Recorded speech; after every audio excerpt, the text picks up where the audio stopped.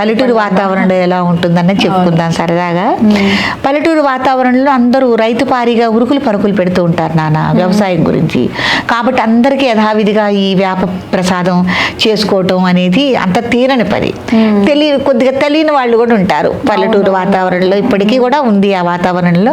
కాబట్టి ఏం చేస్తారంటే ఆ ఊరు గ్రామంలో ఉన్న ఆలయాలు ఏవైతే ఉన్నాయో ఆ ఆలయ అర్చకులు ఒక పెద్ద పెద్ద బిందెలకి తయారు చేస్తారు.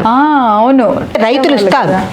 బెల్లం ఇచ్చేవాళ్ళు బెల్లం ఇస్తారు, చింతపండు ఇచ్చేవాళ్ళు చింతపండు ఇస్తారు, వేప పువ్వు కోసుకొచ్చి ఇచ్చేవాళ్ళు ఇస్తారు. మామిడి తోటలు అవి కూడా ఉంటాయి కదా నాన్న, మామిడికాయలు కూడా తీసుకొచ్చి ఇచ్చేవాళ్ళు ఇస్తూ ఉంటారు. అయ్యగారు ఇల్లాలు ఎవరైతే ఉన్నారో ఆవిడ ఇవన్నీ తయారు చేసి అయ్యగారికి అందిస్తే ఆయన గుళ్ళో అందరు గోత్రనామాలు చెప్పి పూజలు చేసి వేప ప్రసాదాన్ని నైవేద్యం పెట్టి ఆయన ఈ గ్రామస్తులందరికీ పంచుతారు. ఎట్లా అంటే 2 విధానాలు ఉన్నాయి దీంట్లో. ఒకటేమో ఆయనే స్వయంగా ఈ పూజాది కార్యక్రమాలు ఇవన్నీ అయిన తర్వాత ఎవరినో ఇంకో తోడు మనిషిని తీసుకుని ఇంటింటికి వెళ్ళి వేప ప్రసాదం పెట్టడం. అప్పుడు వేప ప్రసాదం పెట్టి ఆయన ఆశీర్వదిస్తారు, వీళ్ళు ఏదో దక్షిణ ఇస్తారు.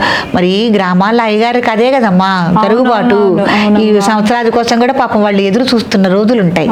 అలా పెట్టడం ఒకటి. ఇంకోటి ఏంటంటే గ్రామస్తులే చక్కగా అందరూ తయారయ్యి దేవాలయానికి వెళ్ళి స్వామివారి పూజాది కార్యక్రమాలు నిర్వహించుకుని పూజ చేయించుకుని వాళ్ళ గోత్రనామాలతో అక్కడ ప్రసాదం తీసుకోవటం. మేము కూడా చిన్నప్పుడు గ్లాసులు తీసుకుని పరిగెత్తేవాళ్ళం. పిల్లలు ఇప్పటికి కూడా గ్లాసులు తీసుకుని మా ఉగాది ప్రసాదం అది పోయించుకొచ్చుకోవడానికని పరుగులు తీస్తారు. ఇప్పుడు కూడా పల్లెటూరులో సరదాగా ఉంటుంది అవి అది తలుచుకుంటే గనక.